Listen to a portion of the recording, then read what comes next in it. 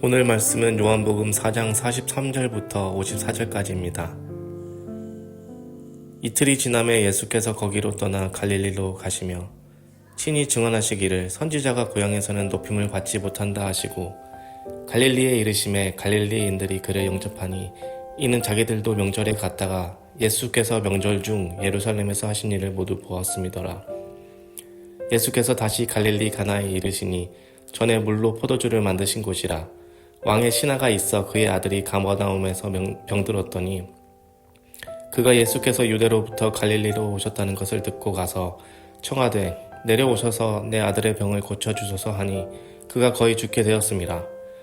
예수께서 이르시되 너희는 표적과 기사를 보지 못하면 도무지 믿지 아니하니라.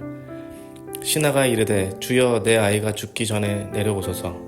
예수께서 이르시되 가라 내 아들이 살아있다 하시니 그 사람이 예수께서 하신 말씀을 믿고 가더니 내려가는 길에서 그 종들이 오다가 만나서 아이가 살아있다 하거늘 그 낫기 시작한 때를 물은즉 어제 7시에 열기가 떨어졌나이다 하는지라. 그의 아버지가 예수께서 내 아들이 살아있다 말씀하신 그 때인 줄 알고 자기와 그 온 집안이 다 믿으니라. 이것은 예수께서 유대에서 갈릴리로 오신 후에 행하신 두 번째 표적이니라. 아멘.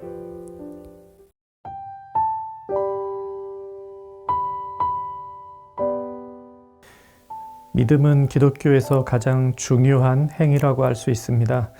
두 가지 점에서 믿음은 기독교의 특별함을 보여주는데요.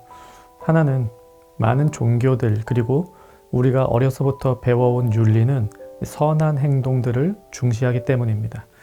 신에게 복을 받기 위해서는 이런저런 착한 행동 혹은 그 신이 좋아할 만한 행동을 해야 하는데 기독교의 하나님은 그것을 요구하는 것이 아니라 믿음만을 요구하십니다. 믿음이 중요한 또 한 가지, 믿음이란 하나님을 믿는다는 것인데 다른 많은 종교에서의 신은 사람이 그들에게 믿을 만한 것을 눈앞에 가져다 줍니다. 즉 사람의 소원을 들어주는 것이죠. 이거 봐라, 내가 이것도 해줄 수 있고 저것도 가져다 줄 수 있다. 이제는 나를 믿겠느냐? 그런데 기독교의 믿음은 눈에 보이는 것을 통해 생기지도 않고 유지되는 것도 아닙니다. 기독교의 믿음은 우리가 바라는 것들을 보증해주고 볼 수 없는 것들을 확증해 줍니다. 이 히브리서의 말씀처럼 기독교는 눈에 보이지 않는 것을 믿습니다. 오늘 본문에서 예수님은 사마리아를 떠나 고향 갈릴리로 가십니다. 사마리아 사람들은 예수님과 같은 유대인들을 미워했는데 이 고향에는 가족과 친지 그리고 친구들이 있습니다. 누가 생각해도 나를 배척하는 사마리아보다는 고향 갈릴리가 더 친근한 곳입니다. 그런데 예수님은 고향으로 가시면서 선지자가 고향에서는 높임을 받지 못한다 말씀하십니다. 뭔가 고향 갈릴리에 대한 불편한 마음이 담긴 말입니다. 그런데 예수님의 말씀과는 달리 45절에 보면 고향 사람들이 예수님을 영접합니다.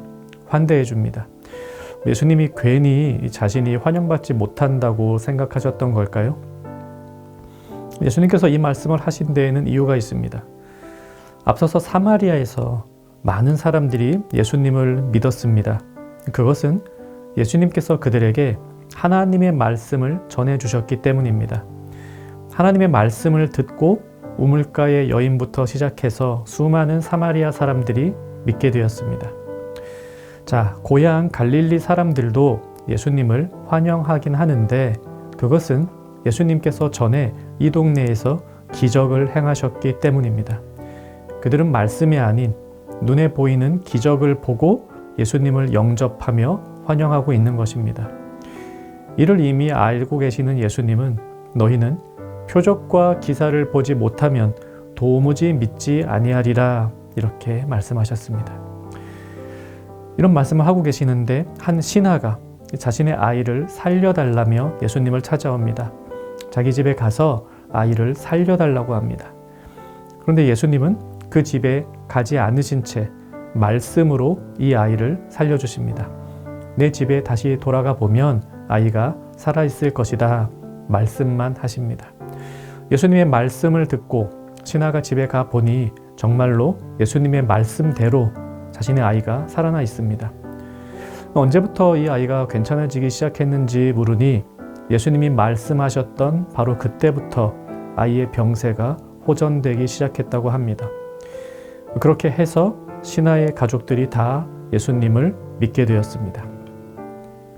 성경의 흐름상 이들이 예수님을 믿게 된 것은 예수님이 아이를 살리신 기적을 보았기 때문이라고 해석해야 하겠습니다. 그런데 예수님은 그렇게 본 것을 믿는 믿음을 경계하기 위해서 그 아이를 직접 고치신 것이 아니었습니다. 예수님은 그들에게 이 병 고치는 기적 퍼포먼스를 보여주지 않으셨습니다. 보고 믿는 것을 경계하기 위해서입니다. 다만 말씀으로 그 아이가 살아있다라고 하셨을 뿐입니다. 예수님은 말씀으로 고쳐주셨습니다. 그렇다면 정말 믿어야 하는 건 예수님의 말씀입니다. 눈에 보이는 기적과 퍼포먼스가 아니라 예수님의 말씀을 보고 그분을 믿어야 합니다. 하지만 예수님이 말씀하신 것처럼 이 갈릴리 사람들은 표적과 기사를 보고 나서야 예수님을 믿고 있는 것입니다. 예수님께서 나중에 부활하셨을 때에 부활한 예수님을 직접 보기 전까지는 예수님의 부활을 믿지 못하겠다고 말했던 제자가 있었습니다. 도마입니다. 예수님은 그 도마에게 말씀하셨습니다. 너는 나를 본고로 믿느냐? 보지 못하고 믿는 자들은 복되도다 하시니라. 보고 나서 정말 부활하셨구나 믿는 것은 누구나 할 수 있습니다.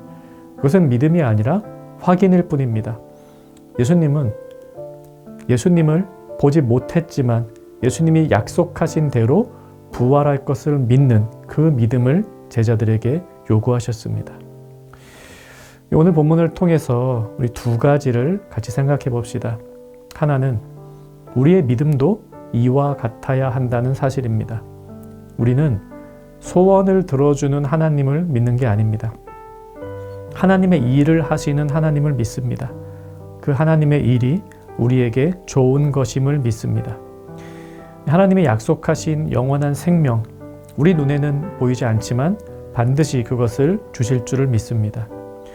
예수님이 선포하신 하나님 나라, 그 나라가 이 땅에서 이미 이루어지고 있음을 우리는 믿습니다. 비록 눈에 보이는 현실은 고통과 억울함이 가득하고 불공정과 위험이 도사리는 세상 같아 보이지만 우리는 이 땅에 하나님의 나라가 이미 왔다는 예수님의 약속을 믿습니다. 우리는 눈에 보이는 것을 붙드는 신앙이 아니라 눈에 보이지 않는 하나님의 약속을 믿는 신앙을 가져야 합니다. 그것이 기독교의 신앙입니다.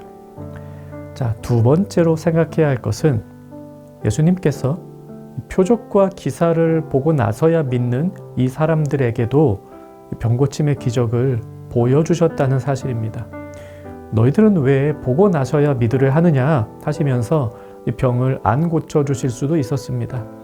하지만 예수님은 이들의 연약한 믿음을 아시고 병을 고쳐주십니다. 그들의 눈으로 보여주십니다. 우리는 눈에 안 보이는 것을 강하게 붙드는 온전한 신앙을 가졌으면 참 좋겠습니다. 하지만 우리 신앙이 완전하지 못하여 눈에 보이는 것을 추구하고 눈에 보이는 것을 붙들려고 할 때에도 예수님께서는 우리를 보시며 우리를 도와주시고 사랑하여 주신다라는 사실 또한 우리는 믿어야 합니다. 내 소원 좀 예수님께 매일 빌고 있다고 또 눈에 보이는 것을 추구했다고 해서 주님이 우리를 내치지 않으신다라는 사실을 믿어야 합니다. 다만 우리는 그런 신앙, 그러니까 눈에 보이는 것을 추구하는 신앙에 머물려 하지 말고 온전한 신앙을 향해 계속 나아가야 합니다.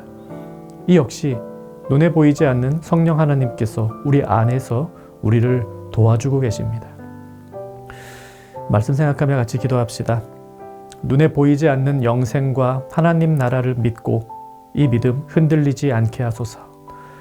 내 믿음이 부족할 때에도 나를 사랑하시며 바른 믿음으로 나를 인도하시는 주님께 감사하며 같이 기도하도록 합시다. 오늘 하루 바른 믿음으로 한 걸음 더 나아가는 정영가족 되기를 바랍니다.